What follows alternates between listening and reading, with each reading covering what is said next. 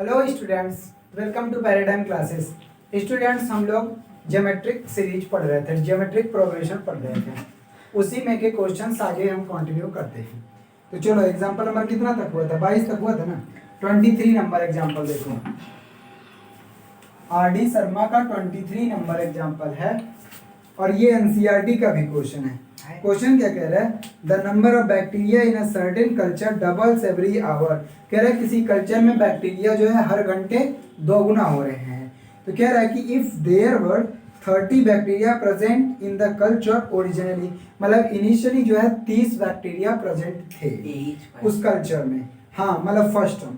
और कह रहा है कि how many bacteria will be present at the end of second hour, fourth hour and nth hour. End of, ध्यान रखना। अब देखो, किसी कल्चर में, किसी पर्टिकुलर कल्चर में बैक्टीरिया, तो जो ओरिजिनली बैक्टीरिया थे वो 30 बैक्टीरिया थे। इसका मतलब अगर बोला जाए कि फर्स्ट टर्म दिया है 30 और हर घंटे दोगुना हो जा रहे हैं, हर घंटे 2 टाइम्स हो जा रहे हैं। अगर ये 30 है तो दूसरे घंटे कितने हो जाएंगे? 60, तीसरे घंटे 120, इस तरह से। इसका मतलब कॉमन रेशियो कितना दे रखा है?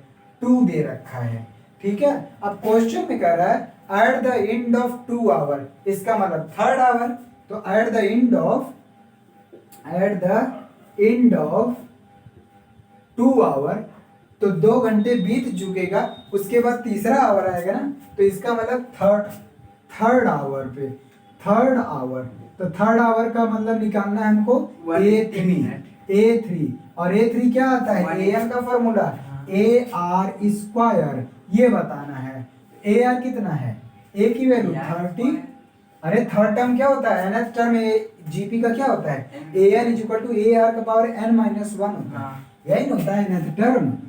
AN = AR का पावर n-1। तो यहाँ A की वैल्यू 30 और R की वैल्यू 2 का स्क्वायर, 2 2 4 3 12, 120। यहाँ पे देखो थर्ड टर्म आया कि नहीं। अब उसके बाद कह रहा है कि at the end of fourth hour, तो एंड ऑफ फोर्थ आवर जब 4 घंटे बीत चुकेगा तो कौन सा आवर शुरू हो जाएगा? Fifth hour. तो फिफ्थ आवर का मतलब A5 हमको निकालना है। और A5 का मतलब AR पावर 4। A की वैल्यू 30 इंटू 2 का पावर 4। 2 का पावर 4 मतलब 16, 16 3 जा 48, 480। और उसके बाद nth आवर भी बोला है, fourth hour and nth hour. तो at the end of nth hour क्या होगा? एंड इन nth आवर, यही क्या है ना, end nth hour, end of second hour, fourth hour and nth hour. End of fourth भी इक्वल टू A5 क्यों लिखे हैं? A4 होगा। ये फर्स्ट टर्म है, ये सेकेंड टर्म। तो ये पूरा 1 घंटे बीत चुका, तो हम इसको कह सकते हैं ना at the end of 1 hour, तभी ना सेकेंड। ऐसे थर्ड क्या है? एट द एंड ऑफ, ये थर्ड टर्म है, लेकिन ये क्या है? At the end of 2 hour, 2 घंटे बीत चुका तब ये नया आया टर्म। ऐसे ही at the end of 2 hour third term, at the end of fourth hour, fifth hour शुरू हो जाएगा। ऐसे at the end of nth hour वो कितना आएगा? AN नहीं, AN प्लस 1th टर्म आएगा। AN प्लस, अरे फोर्थ था तो 5, n था तो n प्लस 1। ये क्या आएगा? AR का पावर n। ये आ जाएगा 30 इंटू 2 का पावर n। ये लिख दो आंसर, n-1 हो गया। ठीक, क्या कंफ्यूज है? n प्लस 1 में घटाओगे तो यही बचेगा। n-1 का n पावर क्यों? वो ऊपर n या n है तब n-1। अगर n प्लस 1 है तो n प्लस 1 में घटाओगे तो n ही बचेगा। समझे? ये आ गया आंसर, छोटा सा था। अच्छा, उसके बाद एक है कंपाउंड इंटरेस्ट से रिलेटेड चीजें। ये कह रहा है what will be ₹500 amounts to in 10 year after its deposit in a bank which pays annual interest rate of 10% compounded annually. Compounded annually का मतलब समझ लो, ये समझ लो, ये प्रूफ ही है। एनसीईआरटी का ये भी क्वेश्चन है, तो वो मैं बता दे रहा हूँ। एनसीईआरटी का क्वेश्चन बता दूंगा।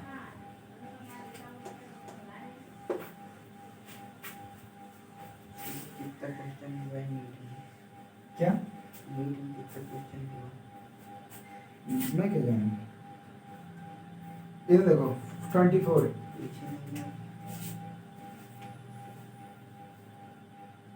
एग्जाम्पल नंबर 24 देखो क्या कह रहा है, what will rupees 500 amount to, मतलब कि कह रहा है कि 500 रुपया कितना हो जाएगा इन 10 ईयर, 10 साल में, after its deposit in a bank, मतलब उसको अगर बैंक में डिपॉजिट कर दिया जाए 10 साल बाद कितना हो जाएगा, which pays annual interest rate of 10% compounded annually। तो इंटरेस्ट रेट कितना दे रहा है 10%, कितना दे रहा है इंटरेस्ट रेट 10%। अब जो इनिशियल में उसके पास प्रिंसिपल वैल्यू कितनी है 500, तो ये कह रहा है कि 5 साल बाद कितना हो जाएगा, और ये कंपाउंडेड एनुअली है, इसका मतलब समझ जाओ। कंपाउंडेड एनुअली नहीं, फार्मूला तो है ही है, वो हाई स्कूल में या इसके पहले 7th 8th में पढ़े हो, लेकिन नहीं याद है। तो ये कह रहा है टी टाइम 10 ईयर में कितना, देख तो फार्मूला डायरेक्ट लगा सकते हो, लेकिन जेपी में इनका कैसे यूज है वो बताओ। देखो दोनों में बताइए, वो फार्मूला ही बन जाएगा। देखो तो कंपाउंडेड एनुअली का मतलब होता है इंटरेस्ट पे इंटरेस्ट, मतलब फॉर एग्जांपल अभी 500 हटा देते हैं, 1000 रुपया आपके पास है और इस पे 10% अगर कंपाउंडेड एनुअली है तो इसका 10% आपको अगर 2 साल का केवल निकाले, 2 साल की अगर निकाले हम कितना इंटरेस्ट मिलने वाला अगर कंपाउंडेड, तो 10,000 का 10% कितना आएगा, इसका 10% आएगा 100 रुपया, तो टोटल कितना हो गया 1000 प्लस 11 मतलब कि 100।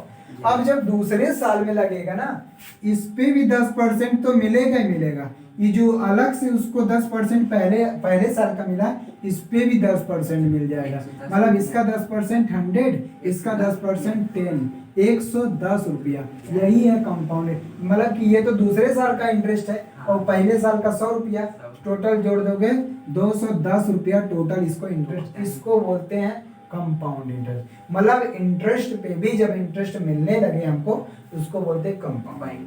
ठीक, नहीं बैंक वाले जब देते हैं तब ऐसा करते हैं, जब उनके यहाँ जमा करने जाओ तो कोई यही तो होता है, स्कीम निकालते हैं ना वो लोग, स्कीम निकालते हैं कि हम कंपाउंड इंटरेस्ट देंगे, कंपाउंड में ज़्यादा फायदा देंगे, इंटरेस्ट पे जितना आपका बढ़ेगा उसके हिसाब से इंटरेस्ट भी वो फिक्स डिपॉजिट में हाँ होता है। हाँ, लेकिन वो सिंपल पे देते हैं ये लोग। नहीं, अगर आप 10 साल के लिए फिक्स कराएं तो यही वाला देंगे। अच्छा ठीक है, देखो तो बस यही बात यहाँ पे भी है।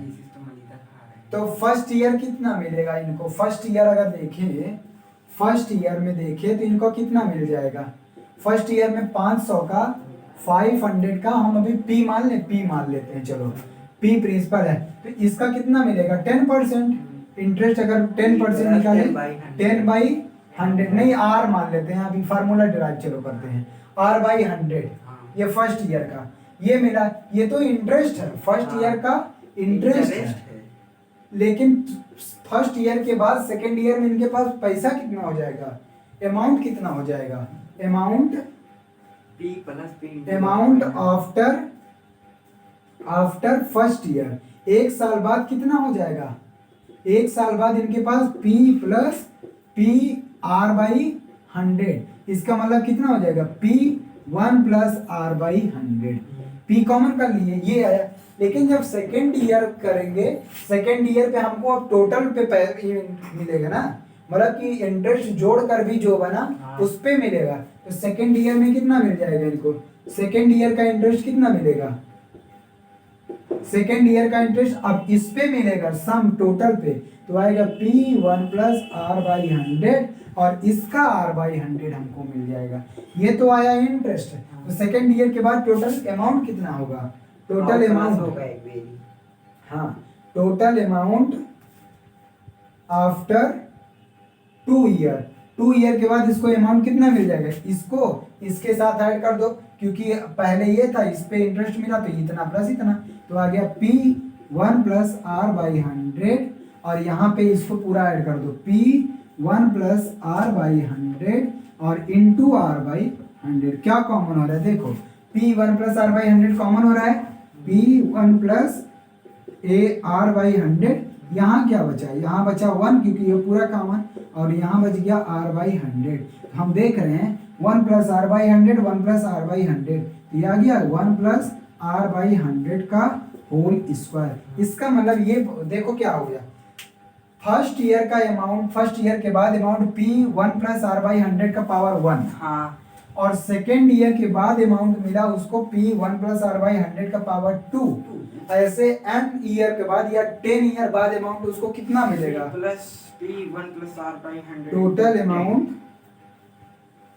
आफ्टर 10 ईयर, आफ्टर 10 ईयर क्या मिल जाएगा, अब यहीं 10 हो जाएगा, तो आ जाएगा P1 प्लस R/100 का पावर 10, 10 कर दो। अब P की वैल्यू क्या है 100, P की वैल्यू 500 और 1 प्लस R की वैल्यू 10/100 पावर 10, ये आ जाएगा 500 और 10 10 जा कैंसिल, 10 में जाए 11/10 आएगा, 11/10 का पावर 10, यही लिख दो आंसर, क्योंकि इसको कैलकुलेट करना आप कौन चले 11 का पावर 10 कैलकुलेट करें, ठीक। तो ये आ गया आंसर, इतना रुपया उसको मिलेगा 10 साल बाद, ठीक। और ये बन रहा था ज्योमेट्रिक सीरीज, कैसे देखो यहाँ P1 प्लस R/1 पावर है, यहाँ 2 पावर है, ऐसे 3 पावर आता, तो कितने का कॉमन रेशियो आता, 1 प्लस R/100 का कॉमन रेशियो आता। ये भी एक ज्योमेट्रिक सीरीज की तरह बनता है, ठीक। वो देखिए इसमें आंसर कितना आया है, मैं भी देखने जाता हूँ। अरे सॉल्व करना, वैसे ही छोड़ दिया है ये भी। कह रहा हूँ ना, चलो अगला।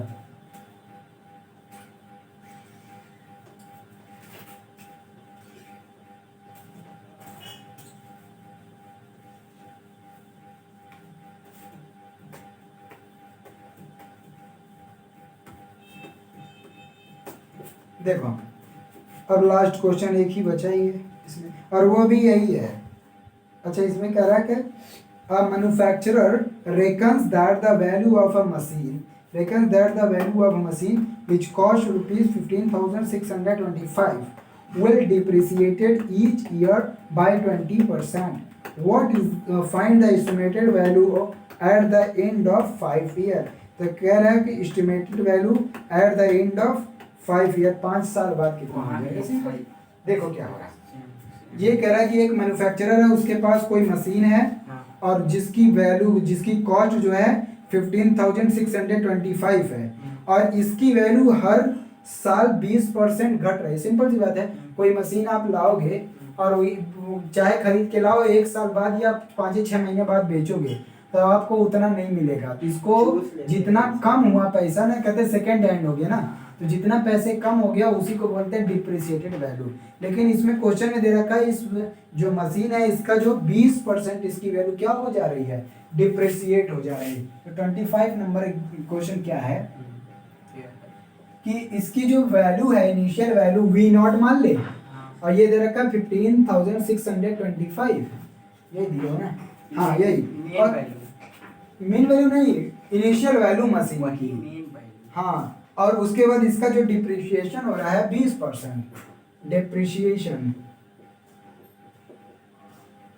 डिप्रिशिएशन हर साल कितना हो रहा है 20% पर ईयर, कितना हो रहा है 20% पर ईयर। तो ये कह रहा है कि इसकी वैल्यू कितने साल बाद पूछा है, find the estimated value in the 5 year, 5 साल बाद। तो आफ्टर वैल्यू आफ्टर 5 ईयर पूछा है, value after 5 year, end of 5 year, or the end of 5 year. चलो देखो, तो सिंपल सी बात है, अगर ये इनिशियल है तो 1 साल बाद उसकी वैल्यू कितनी कम हो जाएगी 20%। तो after 1 year, after 1 year value क्या हो जाएगी, सिंपल सी भाई, इसका 20% घटा दो ना, तो 20% का मतलब V0, और घटाने का मतलब 1 माइनस R/100, 1 माइनस R/100, 20% घटाने का मतलब यही ना हुआ कि उसका 20% निकालो और फिर ओरिजिनल में घटाओगे तो यही मिलने वाला है। कि कर दो इसको, कैसे जाएगा ये भी, हाँ हाँ भाई, ये आफ्टर 1 ईयर है। ऐसे ही आफ्टर 5 ईयर क्या होगा, आफ्टर 2 ईयर, चलो निकाल लो, आफ्टर 2 ईयर कितना उसकी वैल्यू कम हो जाएगी, सेकेंड ईयर, तो वैल्यू कितनी हो जाएगी, तो V0 और 1 प्लस इसमें भी घटा दो, तो 1 प्लस R, 1 माइनस R/100 का स्क्वायर हो जाएगा, क्योंकि इतने का फिर मल्टीप्लाई हो जाएगा। अब after 5 year, after 5 year value उसकी मशीन की क्या हो जाएगी, V0 1 माइनस आर बाई 100 का पावर 5 ये हो जाएगा। तो बस इनको क्या कर लो, कैलकुलेट कर लो। वी नॉट की वैल्यू क्या है 15,625 और 1 माइनस 20/100 का पावर 5 और 25 जा 100 तो ये आ गया 15,625। 5 1 जा 5, 5 माइनस 1 4 तो 4/5 का पावर 5 और 5 पावर 5 हमको लगता है यही आता है, तभी ये दिया है।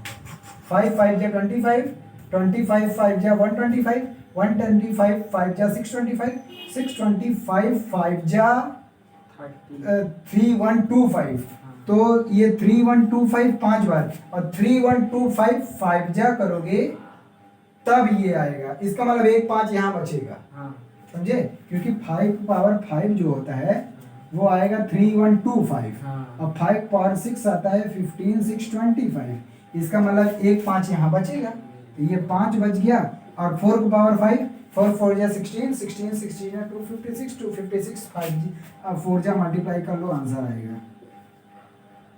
एक बार और 5 चौका 20 तो आ जाएगा 0, 2 6 12, 2 5 6 10, 1 11, 2 2 4 1 5 इतना इसकी वैल्यू हो जाएगी। देख लो कितना 10 साल बाद 5,000 में, कहाँ 15,000 की 5,000 में आ गई।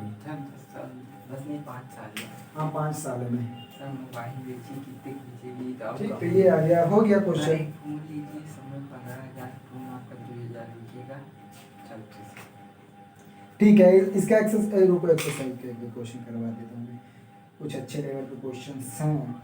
If A B C D and P are different real number such that A square B square C square minus p square minus a B C d are in G P then so that. वाह अच्छा question है। ठीक है, हम 12 वाला number exercise करवा दे रहे हैं। ठीक है, एनसीईआरटी क्वेश्चन है, बाकी करना तुमसे।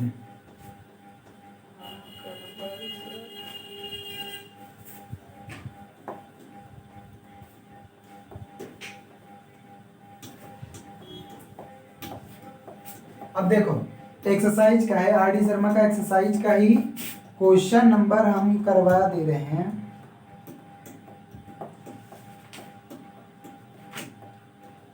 क्वेश्चन नंबर 12 जो कि एनसीईआरटी का ही है। क्वेश्चन नंबर 12 और ये आर डी शर्मा का एक्सरसाइज 12 पॉइंट कितना है, एक्सरसाइज 20.1। चलो देखो इसको पढ़ लेना। ये कह रहा है कि A B C D and P are different real number हैं। If A B C D and P are different real numbers, अगर ये डिफरेंट रियल नंबर्स हैं सच दैट, इसमें दे रखा है सच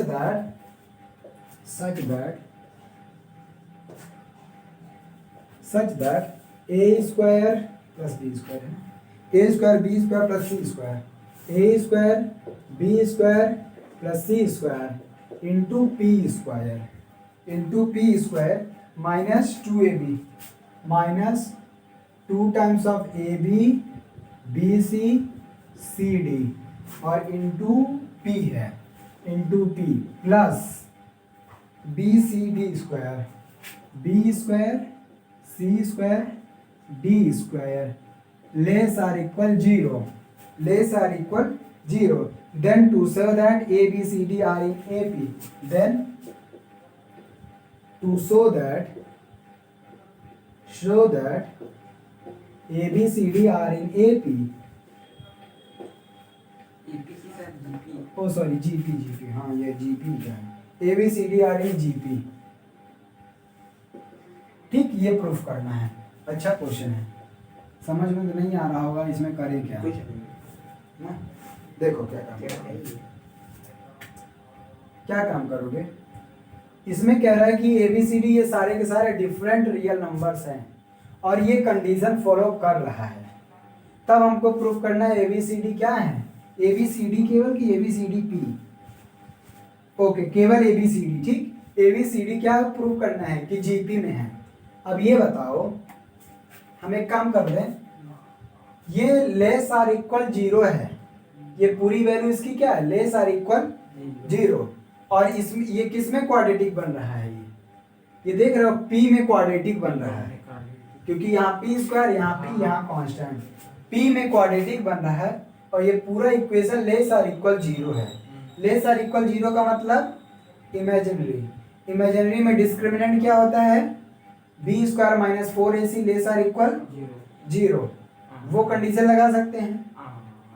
या फिर देखो दोनों तरीका दिखा देता हूँ, या तो वहां से जाओ, वो लंबा है, या तो ऐसा काम करो, इसको हम जीपी में मान ले कि मान लेते ये जीपी में है, और इसको जीपी में मान के इस बात को प्रूफ कर दे कि ये लेस देन जीरो है। क्योंकि ये दे रखा है, ये दे रखा है, तो इसका मतलब इसकी मदद से या तो ये प्रूफ करो ये जीपी में है, या तो इसको जीपी में मान के इसको प्रूफ कर दो, तब भी हो जाएगा। क्योंकि अगर ये जीपी में होगा ही नहीं तो ये भी बात सही नहीं होगा, क्योंकि यही दिया होगा। तो दोनों तरीका कर सकते हो, क्या दोनों तरीका यहाँ पे कर सकते हो। चलो देखते हैं, हम वही वाला तरीका डिस्क्रिमिनेंट वाला ले रहे हैं। तो आएगा A square B square C square P square 2 times of A B B C C D P plus B square C square D square less or equal zero. ये है, तो यहाँ पे क्या आ जाएगा, डिस्क्रिमिनेंट अगर निकालेंगे, डिस्क्रिमिनेंट निकालेंगे तो ये क्या है, ये पूरी value less or equal zero है। इसका मतलब ये पूरी वैल्यू निगेटिव में है, निगेटिव में है। इसका मतलब यहाँ से यक्स क्या आ गया, p की वैल्यू हम क्या ले सकते हैं, हाँ यक्स कहाँ है? नहीं देखो यक्स नहीं, p में इक्वेशन है ना, ए बी सी डी क्या है, डिफरेंट रियल नंबर्स हैं, सबके सब डिफरेंट रियल नंबर्स हैं। और ये कह रहा है निगेटिव में, ये कह रहा है कि लेस आर इक्वल जीरो है, तो बी स्क्वायर माइनस 4ac कर रहे हैं। देखो ये पूरी वैल्यू b हो जाएगी, ये a और ये c, तो B square minus 4ac less or equal क्या होना चाहिए, b square minus 4ac zero, हाँ लेस आर इक्वल जीरो। अब देखो यहाँ पे क्या करेंगे, तो b की वैल्यू यहाँ कैपिटल B की वैल्यू ये ले लेते हैं, b की वैल्यू क्या आ जाएगा माइनस में,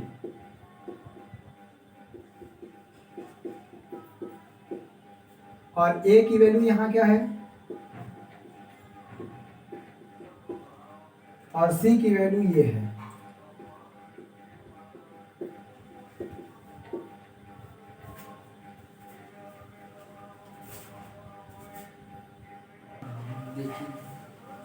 अब चलो तो क्या निकालेंगे discriminant, b square minus 4ac, b square minus 4ac,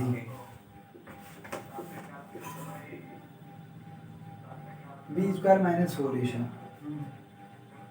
चलो इसको पहले कैलकुलेट करो, तो क्या आएगा बी स्क्वायर माइनस 4ac, यहाँ इसका स्क्वायर करेंगे 4, और ये आ जाएगा a B B C C d का होल स्क्वायर माइनस 4।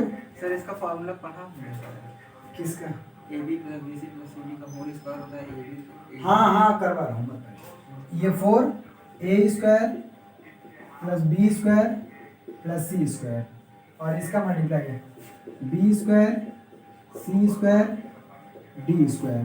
ठीक है, 4 यहाँ से कॉमन कर लो, 4 कॉमन करोगे और इसका इस फॉर्मूला लगाओगे, A square B square C square D square plus 2ab square C और plus 2bc square D plus 2ab C D, और ये आया, और यहाँ से माइनस कॉमन करिए, इसका मल्टीप्लाई डायरेक्ट कर रहे हैं, A square B square A square C square, इधर करेंगे minus A square D square, इसका इधर करेंगे minus B square B power 4 minus B square C square minus B square D square,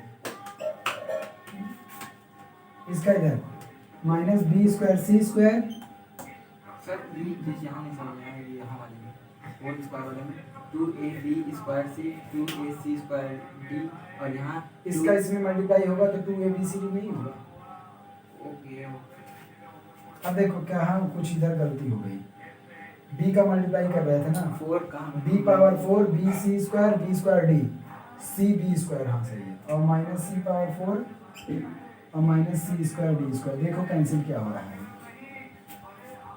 A square B square plus में, a square B square minus में, b square सी square plus में, b square सी square minus में, c square D square plus में और c square D square minus में। अब देखो क्या बन जाएगा यहाँ पे बी का पावर 4 और सी पावर 4 ये मिल रहा है, बी पावर 4 सी पावर 4। यहाँ पे फॉर्मूला बन सकता है बी स्क्वायर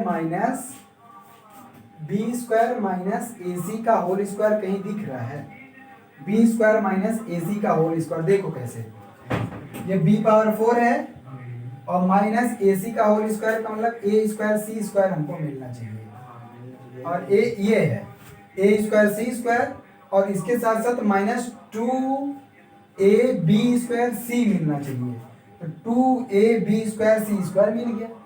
ठीक है, यहाँ पे देखो मैं बना दे रहा हूँ, चलो देखो ऐसे हम क्या ले रहे हैं, ये 2 स्क्वायर बी स्क्वायर है, ये इसको ले लो 2 बी स्क्वायर सी, और इसके साथ ले लो यहाँ पे minus A square C square, और इसके साथ ले लो माइनस बी पावर 4, इसको एक ब्रैकेट में कर लो, क्या एक ब्रैकेट में। अगला देखो, चलो ये हो गया। अब सी पावर 4 लो, तो सी पावर 4 लेंगे तो बी स्क्वायर डी स्क्वायर लेना पड़ेगा। मैं बता रहा हूँ क्यों मैं सोच रहा हूँ ऐसा, बी स्क्वायर डी स्क्वायर लेना पड़ेगा सी पावर 4 के लिए, तो सी पावर 4 तो सी स्क्वायर बी ये है, इसको ले लो 2b सी स्क्वायर डी, हाँ ये प्लस में, और ये उसके बाद ये सी पावर 4 है बी डी का स्क्वायर किधर, ये है minus B square D square और माइनस सी पावर 4, तो ये आ गया अलग। कितने हो गए बोलो, 3 इधर 6। अभी क्या बचा है, ये बचा है, और इधर कहीं कौन बचा है, 2 बचे। कौन 2abc इधर लिख दो ना, 2abcd, और इधर कहाँ बचा है ए स्क्वायर डी स्क्वायर बचा है, इसमें भी 4 से इंक्लूड है नहीं ये सब 4 कॉमन हो गया, ए स्क्वायर डी स्क्वायर, और एक और बचेगा ए डी ले लिए तो BC बचेगा, BC यहाँ कहीं आया नहीं, तो ये है BC का स्क्वायर बच गया, हो गया। इसको एक ब्रैकेट में कर लो, ये बन गया 3। अब देखो ऊपर हटाना पड़ेगा, ऊपर हटा दे, देखो क्या करेंगे अब।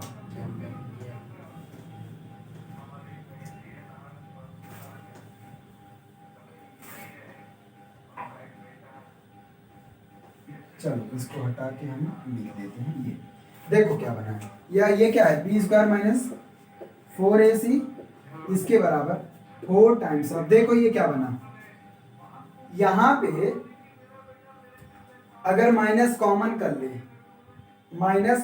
ले तो बनेगा बी स्क्वायर माइनस ए सी का होल स्क्वायर, माइनस कॉमन कर लेते हो, माइनस कॉमन करके बी स्क्वायर माइनस ए सी का होल स्क्वायर। ऐसे यहाँ पे माइनस कॉमन करेंगे तो बनेगा c square minus B D का होल स्क्वायर। क्या बनेगा, c square minus B D का होल स्क्वायर। ऐसे यहाँ पे माइनस कॉमन करेंगे तो क्या आएगा, a D minus B C का होल स्क्वायर। क्या आएगा, a D minus B C का होल स्क्वायर, ये आ गया। ठीक है, ये आ गया। अब ये बताओ बी स्क्वायर माइनस 4ac ये क्या है, निगेटिव, सबसे निगेटिव भी कॉमन कर लो, तो बी स्क्वायर माइनस ए सी का होल स्क्वायर, और यहाँ पे आएगा c square minus B D का होल स्क्वायर, और plus A D minus B C का होल स्क्वायर, ये आया। अब ये बताओ, ये तो अब हटा सकते हैं आराम से नीचे वाला।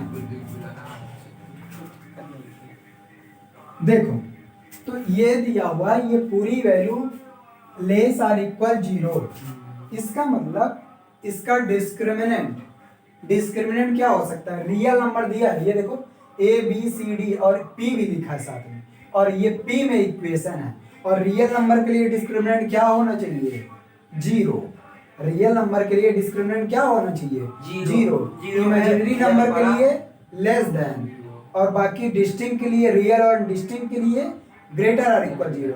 यहाँ रियल कह रहा है, पी रियल है, तो इसका मतलब ये क्या होना चाहिए? डिस्क्रिमिनेंट बराबर भी और बड़ा भी। हाँ, जीरो के बराबर कर दो इसको, रियल कह रहा है तो क्या करेंगे? Discriminant must be equal to zero. Zero कहाँ से है समझ में आया? हाँ। क्यों जीरो? क्योंकि ये रियल कह रहा है। अच्छा, ये -4 है, उधर जाएगा जीरो, ये आ गया बी स्क्वायर माइनस ए सी का whole square plus C square minus B D का whole square plus A D minus B C का whole square is equal to zero. ठीक, एज यहाँ पे क्यों लिखा? As P is real, as P is real, ये दिया हुआ है तब हमने किया। अब देखो, ये बताओ, कभी किसी का स्क्वायर, किसी रियल नंबर का स्क्वायर जीरो हो सकता है? नहीं। तो अगर जीरो है तो इसका क्या मतलब है? ये दोनों सेम है। नहीं, सेम नहीं। यहाँ देखो, पहली बात तो इन सब का सम है, हाँ। सम जीरो, तो कभी भी सम जीरो तभी होता है तब जीरो जब एक पॉजिटिव और दूसरा निगेटिव। लेकिन यहाँ पे तो निगेटिव कोई हो ही नहीं सकता। नहीं। क्यों? क्योंकि स्क्वायर है, कि अगर निगेटिव ही नंबर रहेगा उसका स्क्वायर करोगे पॉजिटिव, तो किसी, इसका मतलब ये एक ही कंडीशन में जीरो बनेगा जब सब अलग अलग जीरो हो जाएंगे। नहीं समझ में? क्योंकि ये स्क्वायर है, ये निगेटिव हो नहीं सकता, नहीं हो सकता। होगा तो पॉजिटिव हो पॉजिटिव, जाएगा। ये भी पॉजिटिव, ये भी। और तीन पॉजिटिव का सम कब जीरो आएगा? कभी जीरो नहीं कभी आएगा, नहीं आएगा। केवल एक केस जब ये तीनों जीरो जीरो होंगे, तो बस, तो ये क्या होगा? बी स्क्वायर माइनस ए सी। तो ये possible only way B square minus A C is equal to zero. तो यहाँ आ जाएगा B square is equal to A C. ऐसे यहाँ पे C square is equal to B D, ऐसे यहाँ पे A D is equal to B C. बात समझ में आया? अब देखो, अब यहाँ पे क्या काम करेंगे? बी बाई सी हमको क्या दिखाना था? ए बी सी डी क्या है? जीपी में, A B C D GP में। जीपी का मतलब इनका ratio B by A, C by B, D by C बराबर होना चाहिए, यही ना? देखो, अगला हम कहाँ करें? यहाँ कर दें। मिटाती थी, कोई दिक्कत नहीं। अच्छा, ऊपर हटा दे रहे हैं, ऊपर हटा दे रहे हैं। हाँ। देखो, बड़ा अच्छा सवाल था ये, कॉन्सेप्चुअल था एकदम ना। अब देखो, हमको प्रूव करना है ये जीपी में, तो जीपी में होने के लिए क्या होना चाहिए? इनका ratio B by A, C by b और डी बाई सी, ये बराबर होना चाहिए, ये कांस्टेंट होना चाहिए। कांस्टेंट में मतलब आर मान लेते हैं, क्या मान ले? आर। आर नहीं मानेंगे तो ऐसा तो होना चाहिए ना। अब ये दिखाओ, यहाँ देखो, देखो इधर, हाँ, इन दोनों को लेंगे तो B square B square is equal to A C आना चाहिए, हाँ। वो ये आ गया, ये तो देखो, हाँ। वो ये आ गया। फर्स्ट। अच्छा, इन दोनों को लेंगे, इन दोनों को, तो C square is equal to B D, ये आना चाहिए, हाँ। ये भी मिल गया, बोलो। हाँ, मिला तो सर। और जब इन दोनों को लेंगे तो b c is equal to a d, और वो भी मिल गया। इसका मतलब ये जीपी में प्रूफ हो गया कि नहीं हो गया? हो गया।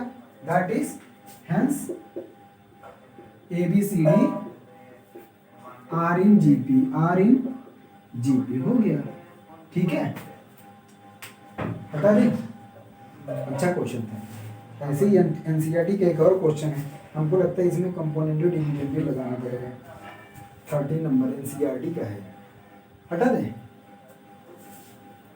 कंपेंडो, डिविडेंडो, पता नहीं क्या है। बहुत माथा पच्चीस है। कंपेंडो, डिविडेंडो, कंपेंडो नहीं बोलते, कंपोनेंडो, डिविडेंडो, डिविडेंडो। देबंडो। अब अब देखो, इसी एक्सरसाइज का ही क्वेश्चन नंबर 13 है, और ये भी एनसीईआरटी का ही क्वेश्चन है। अभी आज क्वेश्चन करने में मजा आया है। बड़े बड़े हो रहे हैं ना, अच्छे अच्छे क्वेश्चन। ठीक है, ये भी अच्छा लगेगा। तो कह रहा है if A plus B X upon A minus B X is equal to B plus C X है। हाँ, B plus C X upon B minus C X is equal to, C के बाद डी होगा और क्या? हाँ, C plus D X upon C minus D X. यदि ऐसा है तब ये कह रहा है कि x जीरो नहीं है, ध्यान रखना, x यहाँ जीरो नहीं है। तो प्रूव करना है to show that ABCD are in GP, so that ABCD are in GP। ये एक बात देखो, यहाँ पे कुछ दिख रहा है। हाँ वो है क्या कहते हैं रेशनलाइजेशन। देखो नहीं, यहाँ देखो, हमको प्रूव करना है ABCD GP में। अभी GP के लिए कंडीशन क्या, B by A is equal to C by B is equal to D by C, ये मिलना चाहिए। ठीक है, तो क्या काम करो, हमको इसकी मदद से लाना है। तो इसमें हम क्या काम कर सकते हैं, कंपोनेंट और डिविडेंडो लगानी पड़ेगा। कंपोनेंट और डिविडेंडो लगाना पड़ेगा, मैं बता दे रहा हूँ उसको, मैं पहले उसको ही समझा दे रहा हूँ तब समझ जाओगे। देखो कंपोनेंट और डिविडेंडो ये होता है, यदि कोई ratio A by B is equal to C by D दिया है, तो इसमें अगर इसको ऊपर जोड़ दो A प्लस B और A माइनस B, और यहाँ पे भी C plus D C minus D करोगे तो ये सेम आएगा रेशियो। ये मतलब इनके बराबर ही आएगा, मतलब ये भी बात सही है, और also it is equal to this one ratio. कैसे, एग्जाम्पल देख लो, बता दे रहा हूँ, एग्जाम्पल देख लो। देखो 2/3 के रेशियो के बराबर और क्या 6/9। चलो जोड़ो 2 प्लस 3 और 2 माइनस 3 यहाँ भी बराबर नहीं करते हैं, चलो देख तो लो। 6 plus 9 6 minus 3 2 3 5 2 minus 3 minus 1 6 9 15 6 minus 9 minus 3 3 5 जा माइनस 5 आया ना, रेशियो हमेशा बराबर है। तो यही है क्या, कंपोनेंट और डिविडेंडो, और इसी का वहां पे यूज करना है। इसको अलग से नोट कर लो, ये आगे तो और है, जहाँ जिसकी जरूरत पड़ेगी हम बताएंगे। यही कंपोनेंट और डिविडेंडो और भी बन जाता है, वहाँ पे केवल ये भी होता है, इन दोनों को आपस में जोड़ दो, इन दोनों को आपस में जोड़ दो, तब भी रेशियो बराबर होगा। ठीक, चलो इधर चलो, चलिए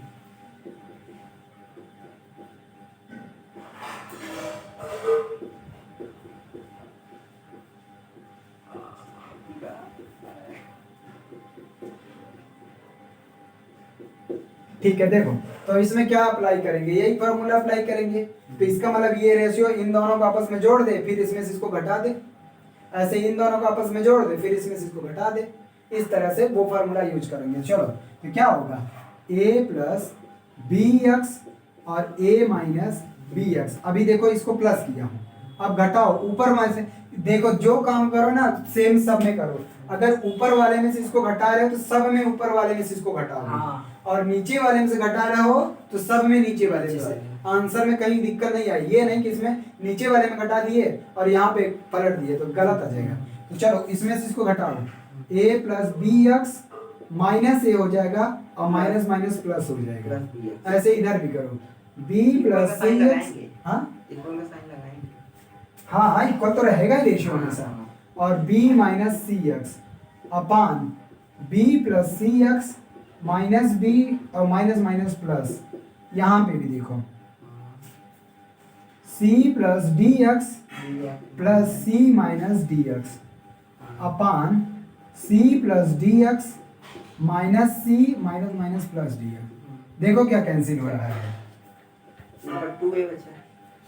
हाँ b से b plus b minus b cancel out, तो यहाँ बचा 2a और यहाँ प्लस a से माइनस a कैंसिल, तो 2a upon 2bx is equal to, यहाँ पे ये 2b upon 2cx is equal to ये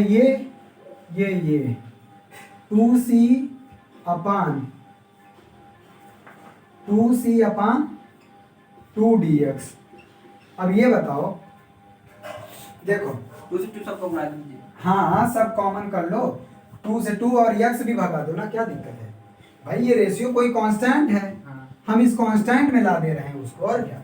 तो देखो 2 से 2 सब में कैंसिल आउट हो गया, और x का डिवाइड है, सब में x का मल्टीप्लाई कर दें, कोई फर्क पड़ेगा, कांस्टेंट वो भी रहेगा जो आएगा। तो ये आ जाएगा a बाई बी, यहाँ बन जाएगा b बाई सी, यहाँ बन जाएगा c by d is equal to constant. आखिर यही तो प्रूफ करना है ना कि इनका रेशियो देखो, हमको प्रूफ करना था b by A, c by B, d by C. इसको क्या कर दो, पलट दो, इसको पलट दो, रेसिप्रोकल बना दो। तो क्या करेंगे, b by A, c by B, d by c is equal to constant. और यही तो दिखाना था कि इनको कॉन्सेक्यूटिव टर्म्स का कॉमन रेशियो बराबर होगा। इसका मतलब जीपी में है कि नहीं, that is a B C d are in GP. बताओ अभी इसमें यूं डाला हो, ये इतना खराब दिखने लगा। इसे कहते हैं मार्केट जा। फिफ्थ वाला 14 नंबर क्वेश्चन है, if fifth, eighth and 11th term of a GP are p q and s to prove that q square is equal to p s. इसमें क्या रहा कि फिफ्थ टर्म A5 ये P है, और fifth के बाद एट्थ टर्म ये Q है, और 11th टर्म ये S दिया हुआ। 11th टर्म ये GP का फिफ्थ टर्म P और eighth term Q, 11th term S। तो कह रहा है to prove that P square Q square is equal to p s, ऐसा कुछ दिया है। हाँ, Q square is equal to p s, ये प्रूफ करने के लिए दिया है। सिंपल है, चलो देखो। तो फिफ्थ टर्म अगर जीपी का फर्स्ट टर्म ए मान ले, ये फर्स्ट टर्म है, और कॉमन रेशियो आर मान ले। आर क्या है, कॉमन रेशियो। तो ये बताओ, तो फिफ्थ टर्म का मतलब A5 का मतलब ए आर पावर 4, ये दे रखा P। एट्थ का मतलब ए आर पावर 7, ये दे रखा है Q। और 11th टर्म का मतलब ए आर पावर 10, ये क्या दे रखा है S। ठीक है, हमको प्रूफ करना Q square is equal to p s. तो Q स्क्वायर कहाँ है, ये है। Q स्क्वायर करो, Q स्क्वायर करोगे तो ये आएगा ए आर पावर 7 का होल स्क्वायर। तो ये आएगा ए स्क्वायर आर पावर 14। अच्छा, आर को अब एक को ना बांट दो, किसमें, इसमें और इसमें। क्यों, क्योंकि हमको पीएस लाना है। एक आर पावर 4 कर दो इंटू एक आर पावर 10 कर दो, और ए आर पावर ये Q square, A R power 4 P है और ये एस है। हो गया ये प्रूफ। A R power 14। अब इसमें कोई ऐसा टफ नहीं बचा हुआ है, क्योंकि हम जो लग रहा था हम करवा दिए। Fourth term of GP square of the second term, ठीक है, ये हो गया। थर्ड टर्म इतना दिया, सिक्स टर्म इतना दिया, 10th टर्म बताओ हो जाएगा। ये वाला भी आसान ही था, निकाल लेगा। हाँ चलो हो गया। लेकिन इसी टाइप का एक है 17 नंबर क्वेश्चन, ट्राई करना, नहीं है अगर इसको कल बताएंगे। ये 17 नंबर क्वेश्चन ऐसे ही है। पीएथ और क्यूएथ टर्म, जीपी का क्यू और पी है, और तब शो करना है P plus qth term this one. ठीक, वहाँ पे एपी में था पीएथ क्यूएथ टर्म में Q plus Q and P है, तब M plus nth term या एम एन टर्म दिया हुआ था। इस टाइप का क्वेश्चन था, यहाँ पे भी हो जाएगा। लो लगाओ, अब आ जाएगा सिलेक्शन टर्म, उसके बाद सम ऑफ एन टर्म्स।